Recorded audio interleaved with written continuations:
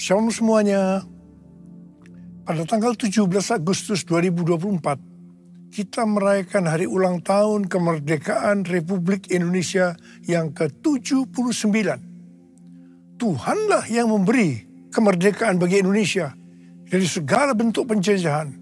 Dirgahayu Republik Indonesia.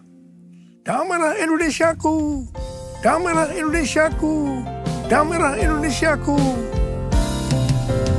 Damailah Indonesiaku, damailah Indonesiaku. Lawatan Allah terjadi, damailah Indonesiaku, damailah Indonesiaku. Damailah Indonesia.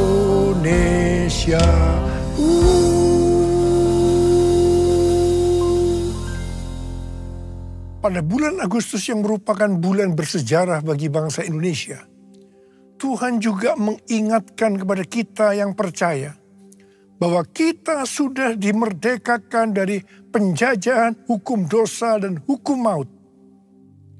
2 Korintus 3 ayat 17 berkata, sebab Tuhan adalah roh, dan di mana ada roh Tuhan, di situ ada kemerdekaan. Haleluya! Supaya roh Allah ada di dalam kita, maka kita harus percaya kepada Tuhan Yesus dan menerima Dia sebagai Tuhan dan Juru Selamat kita.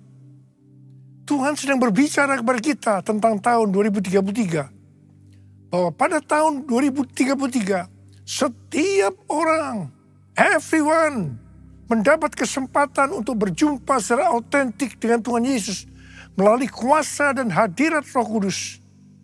Rick Warren mendapatkan bahwa goal untuk menyelesaikan amanat agung adalah tahun 2033. Sesuai dengan Matius 24 ayat 14 dikatakan bahwa kalau amanat agung sudah selesai, Tuhan Yesus datang kembali. Saya akan mengingatkan kita bahwa tugas utama kita sebagai orang percaya adalah menyelesaikan amanat agung. Artinya menjadikan semua bangsa murid Tuhan Yesus. Jesus for everyone. Jesus for everyone. Jesus for everyone. Jesus for everyone. Jesus for everyone. Jesus for everyone. Jesus for everyone, Jesus for everyone, Jesus for everyone, Jesus for everyone.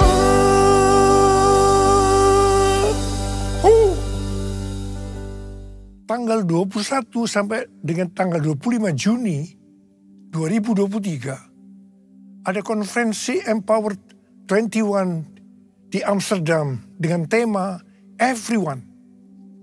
Menjelang akhir konferensi, saya berkumpul dengan Billy Wilson, Russell Evans, dan Billy. Di situ saya menyampaikan visi yang Tuhan berikan kepada saya, bahwa harus mengadakan Everyone Asia 2024 di SICC Indonesia pada tanggal 3 sampai dengan 5 Juli 2024. Kita bersepakat bahwa ini akan merupakan trigger untuk penuaian jiwa yang terbesar dan yang terakhir, terutama untuk next gen sebelum Tuhan Yesus datang kembali. Kalau berbicara tentang next gen, yang saya maksudkan itu adalah generasi milenial sampai dengan ke generasi yang paling muda, yaitu generasi Alpha. Jadi di sini juga termasuk generasi Z. Jadi generasi yang berumur 44 tahun ke bawah. Di Indonesia, persentase generasi milenial ke bawah adalah sekitar 65%. Berikut ini adalah data persentase generasi milenial yang datang di Everyone Asia 2024. Umur di bawah 44 tahun, 65%. Umur di bawah 40 tahun, 55%. 58%, umur di bawah 30 tahun 41%, umur di bawah 20 tahun 21%. Kalau kita melihat data ini, yang berada di bawah 44 tahun bisa sama persis dengan persentase yang di Indonesia. Ini bukan satu kebetulan. Ini merupakan konfirmasi bahwa konferensi Everyone Asia 2024 ini benar-benar rencana Tuhan sebagai trigger untuk penemuan global, terutama untuk next gen. Yang berumur di bawah 50 tahun, 76%. Jadi yang berumur 50 tahun ke atas hanya 24%. Konferensi Everyone Asia 2024 bukan hanya untuk Asia saja, tetapi untuk global. Negara-negara yang ikut on-site dan online ada 132 negara yang berasal dari 6 benua, kecuali benua Antartika. Wow. Tanggal 15 Maret 2024, Tuhan berbicara kepada saya bahwa penemuan jiwa yang terbesar dan yang terakhir sudah dimulai. Saya sangat bersuka cita karena memang sudah lama menunggu ini. Saya berkata kepada Tuhan bahwa saya perlu ada konfirmasi. Puji Tuhan, ternyata tanggal 16 Maret 2024, Tuhan memberikan konfirmasi melalui James W. Goll. Dia mengatakan dengan berani bahwa penemuan jiwa yang terbesar dan kegerakan dari Next Gen dimulai sekarang ini. Haleluya! Konfirmasi yang kedua saya terima melalui tema dari General Assembly Church of God ke-79 yang diadakan tanggal 8 sampai dengan 12 Juli 2024 di Indianapolis. Temanya adalah Harvest Now. Harvest Now. Jesus for everyone. Jesus for everyone. Jesus for everyone. Jesus for everyone. Jesus for everyone. Jesus for everyone. Jesus for everyone. Jesus for everyone. Jesus for everyone. Jesus for everyone.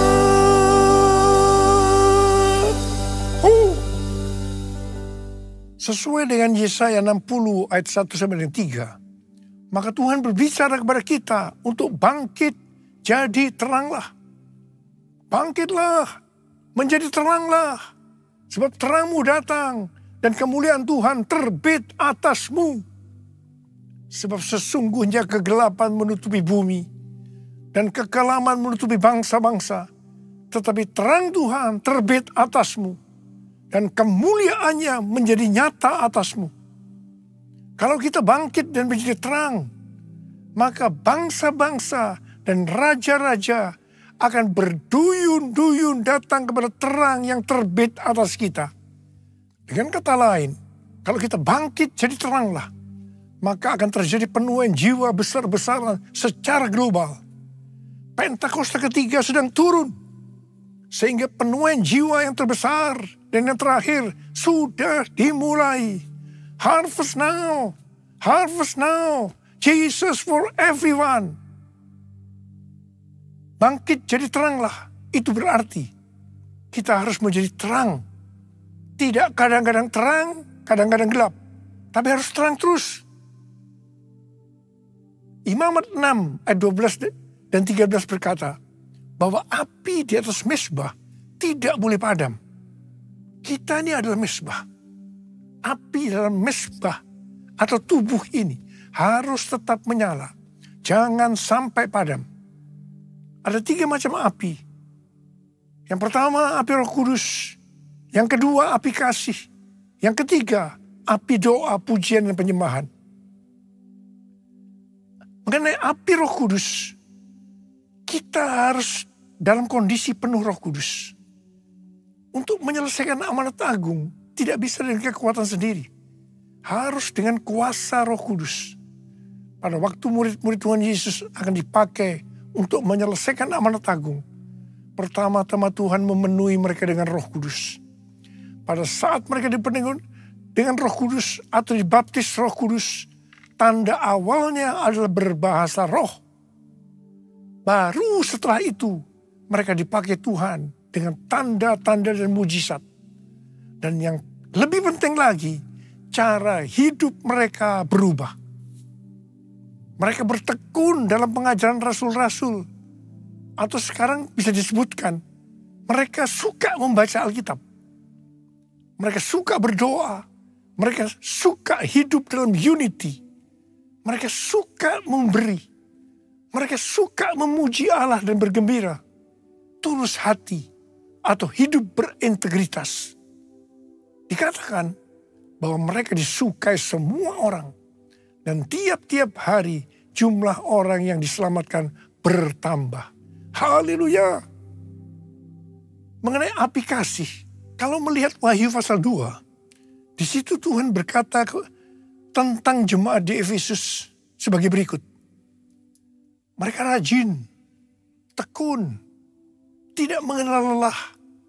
Mereka sabar menderita karena nama Yesus.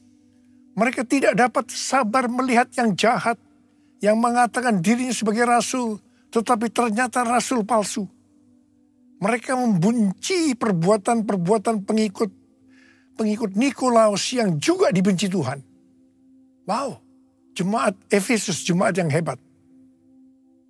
Tetapi Tuhan Yesus melanjutkan bahwa Tuhan Yesus mencela mereka karena mereka meninggalkan kasih mula-mula. Sebab itu, ingatlah betapa dalamnya engkau telah jatuh. Bertobatlah dan lakukan lagi apa yang semula engkau lakukan. Jika tidak bertobat, aku akan datang kepadamu dan mengambil kaki dianmu dari tempatnya. Artinya akan kehilangan keselamatan. Perhatikan baik-baik. Apapun yang kita lakukan untuk melayani Tuhan, melayani pekerjaan Tuhan, kalau tidak didasarkan pada kasih mula-mula, Tuhan akan berkata kepada kita, betapa dalamnya engkau telah jatuh. Bertobat. Lakukan lagi apa yang semula engkau lakukan. Saya percaya setelah Everyone Asia ini, banyak orang yang mengalami kembali kepada kasih yang semula. Saya yakin banyak yang akan kembali sadar baca Alkitab, berdoa, memuji dan menyembah Tuhan. Roh yang menyala untuk melayani Tuhan, menyelesaikan amanat agung. Bangkit, jadi teranglah, harvest now. Kuasanya dicurahkan, berkatnya dilimpahkan, penuaian besar sungguh terjadi. Segala bangsa akan datang menyembah Yesus Tuhan, kemuliaan Tuhan telah turun. Kemuliaan Tuhan telah turun. Kemuliaan Tuhan telah turun. Sekarang kita akan berbicara tentang api doa, pujian, dan penyembahan. Pada waktu murid-murid Tuhan Yesus menantikan pencurahan Roh Kudus, yang saya sebutkan sebagai Pentakosta yang pertama, maka yang mereka lakukan adalah mereka semua bertekun dengan sehati dalam doa bersama-sama. Artinya, mereka berdoa, memuji, dan menyembah Tuhan dalam unity siang dan malam. Ini adalah prinsip restorasi Pondok Daud. Ini adalah prinsip menara doa. Gereja kita, GBI Jalan Jenderal Gatot Subroto, berumur 36 tahun. Tuhan memberikan DNA restorasi Pondok Daud. Doa pujian penyembahan bersama-sama dalam unity siang dan malam. Kalau 2000 tahun yang lalu murid-murid Tuhan Yesus melakukannya untuk menantikan pencurahan Roh Kudus Pentakosta pertama, maka kita melakukannya untuk mempersiapkan pencurahan Roh Kudus, yaitu Pentakosta ketiga. Pentakosta ketiga dimulai dengan doa, pujian, penyembahan bersama-sama dalam unity siang dan malam. Kisah Para Rasul 15, ayat 15 sampai dengan 18 berkata, hal itu sesuai dengan ucapan-ucapan para nabi, seperti yang tertulis, kemudian aku akan kembali dan membangunkan kembali pondok Daud yang telah roboh. Dan reruntuhannya akan kubangun kembali dan akan kuteguhkan. Supaya semua orang lain mencari Tuhan. Dan segala bangsa yang tidak mengenal Allah yang kusebut milikku. Demikianlah firman Tuhan yang melakukan semuanya ini. Yang telah diketahui dari sejak semula. Tuhan merestorasi pondok Daud supaya terjadi penuaian jiwa besar-besaran. Pada zaman Elia, orang Israel bertobat karena api Tuhan turun membakar kurban bakaran. Api Tuhan ini turun karena doa Elia. Namun, sebelum Elia berdoa, dia melakukan hal-hal sebagai berikut. Yang pertama, Elia memperbaiki mezbah Tuhan yang telah diruntuhkan. Untuk itu, Elia mengambil 12 batu yang berbicara 12 suku Israel. Ini berbicara tentang unity. Hari-hari ini, kalau mau melihat penuaian besar terjadi, gereja harus unity. Kita harus berkolaborasi.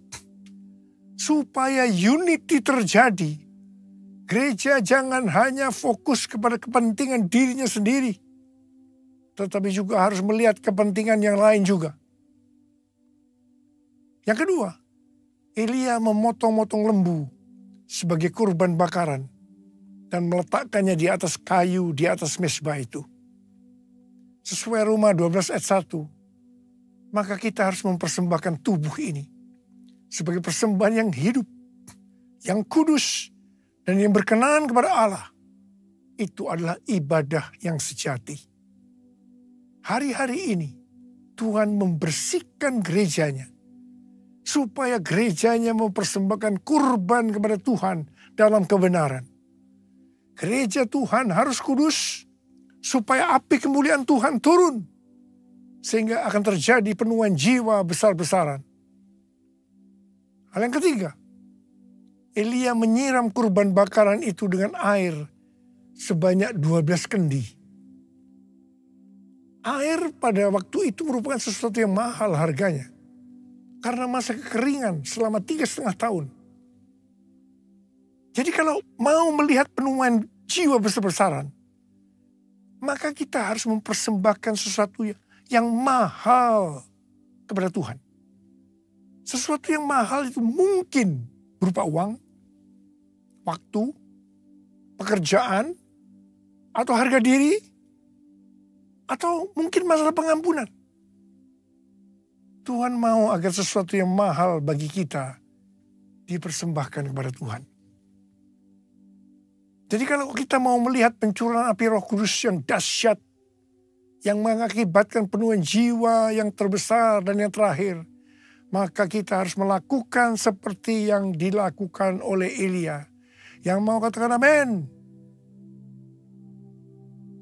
Pada tanggal 8 Februari 2023, terjadi kebangunan rohani di antara anak-anak muda di Asbury University, Kentucky, yang kemudian menyebar ke universitas lain.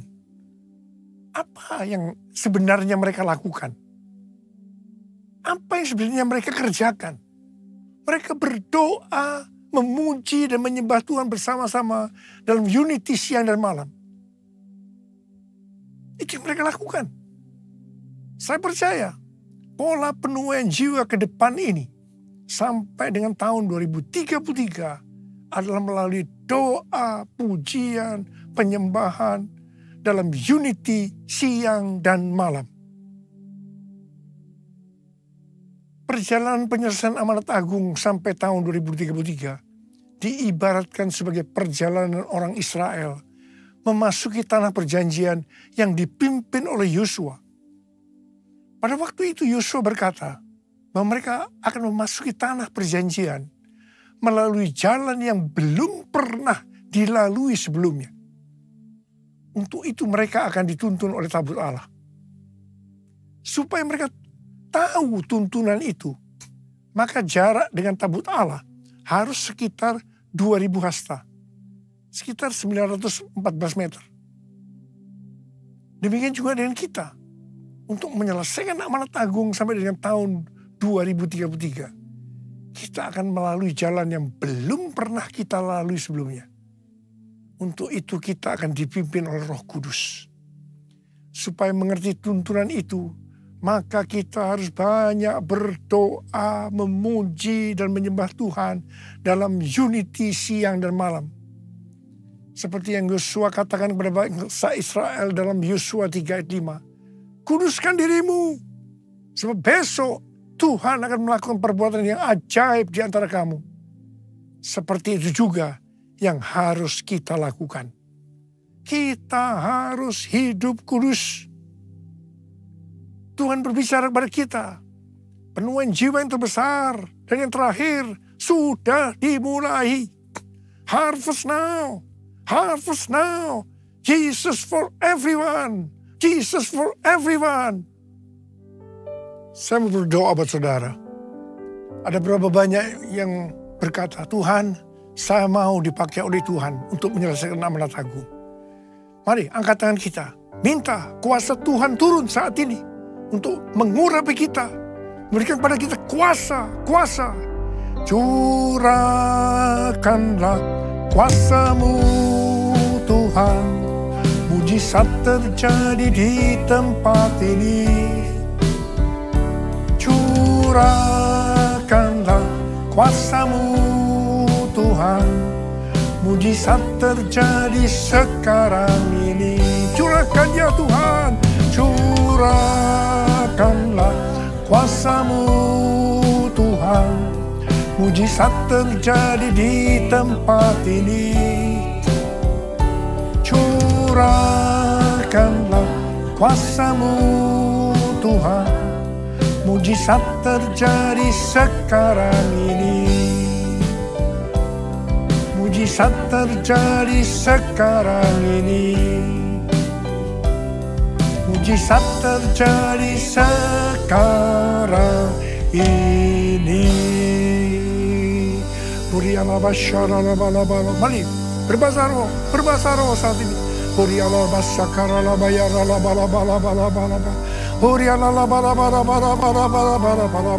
Tuhan curahkan pengurapan-Mu. Curahkan Tuhan pengurapan kuasa itu ya Tuhan. Kau berikan kepada kami. Kuasa, terima pengurapan Tuhan. Terima. Terima.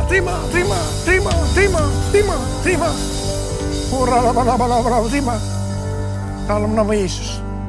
Dalam nama Yesus. Amin. Kita akan masuk dalam perjamuan kudus. Kita akan mengingat ayat ini. Sebab setiap kali kamu makan roti ini dan minum cawan ini, kamu memberitakan kematian Tuhan sampai Ia datang. Perjamuan kudus adalah perjamuan Tuhan Yesus sendiri. Setiap kali kita masuk ke dalam perjamuan kudus, Tuhan Yesus selalu berkata, biarlah ini menjadi peringatan akan daku. Karena itu mari, arahkan hati kita kepada kebaikan Tuhan. Kita akan mengingat kebaikan Tuhan. Turunkan kepala. Tuhan, siapakah kami ini sebelum kami mengenal Engkau? Kami semua orang berdosa. Upah dosa adalah maut, mati. Tapi Engkau yang tidak berdosa telah dijadikan dosa oleh karena kami. Engkau harus turun dari surga mulia, mati ganti kami dengan penderitaan yang luar biasa. Sungguh kalau kami pikirkan betapa baik yang Kau ya Aba. Kau jadikan kami sebagai anak-anak-Mu. Kau tuntun, Kau bela, Kau lindungi, Kau berkati. Engkau hajar kami juga kalau kami salah ya Tuhan. Sebab Engkau adalah Bapa kami. Engkau adalah Bapa. Terima kasih ya Aba. Terima kasih. Ya Bapa. Tuhan Yesus akan memberkati kita melalui perjamuan kudus. Tapi Tuhan mau kita makan dan minum dengan cara yang benar. Karena itu masing-masing sekarang berdoa. Lihat keadaan dirimu masing-masing. Introspeksi. Jangan menyimpan dosa. Kalau ada dosa yang Tuhan ingatkan, langsung kita minta ampun. Ampuni saya Tuhan. Ampuni, ampuni, ampuni. Ampuni kami Tuhan. Ampuni anak-anak-Mu. Bapa terima kasih. Layakkan kami untuk masuk dalam perjamuan kudus. Kami akan masuk dalam perjamuan kudus dengan hati yang penuh ucapan syukur. Dalam nama Yesus kami berdoa. Amin. Mari. Angkat roti di tangan kanan kita tinggi-tinggi. Sebab apa yang telah kuteruskan kepadamu telah aku terima dari Tuhan. Yaitu bahwa Tuhan Yesus pada malam waktu ia diserahkan mengambil roti. Dan sesudah itu ia mengucap syukur atasnya. Dia memecah-mecahkannya dan berkata, inilah tubuhku yang diserahkan bagi kamu. Perbuatlah ini menjadi peringatan akan aku. Sudah dikasih Tuhan, bukankah roti yang kita pecah-pecahkan ini adalah persekutuan kita dengan tubuh Kristus. Mari kita makan dalam nama Yesus.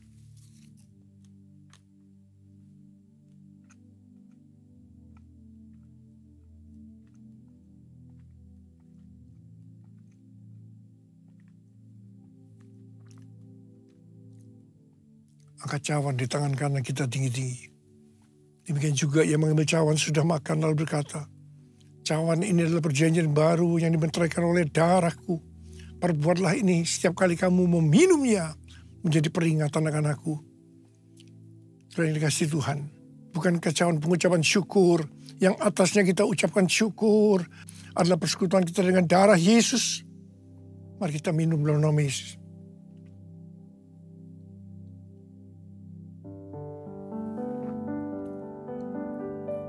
Angkat tangan kita di hadapan Tuhan. Ucapkan syukur dengan suara. Jangan diam. Tuhan terima kasih. Terima kasih ya Tuhan. Terima kasih ya Tuhan. Tuhan terima kasih. Terima kasih. Ya Tuhan, ya Tuhan. Angkat tangan saudara yang membutuhkan kesembuhan dari Tuhan. Angkat tangan. Tuhan, kau melihat anak-anakmu yang sedang mengangkat tangan. Saat ini kau sedang menyembuhkan yang sakit. Kau sedang membebaskan yang terikat. Kau menghibur yang susah. Kau menguatkan yang lemah. Engkau memberikan pengharapan-pengharapan yang baru. Bagi yang datang dengan keadaan putus pengharapan. Terima kesembuhan. Terima kesembuhan. Terima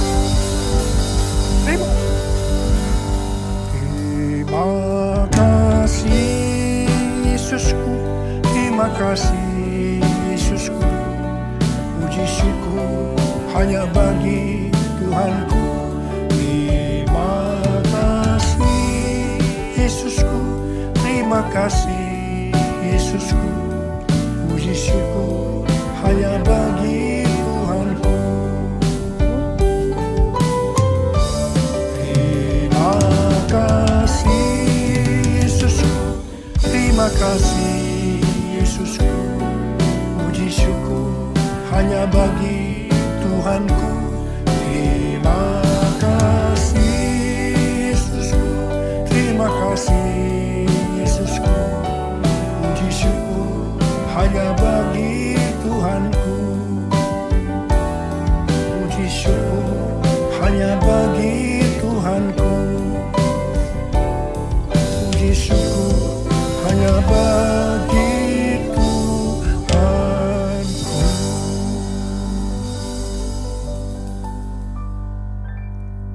terimalah berkat Tuhan.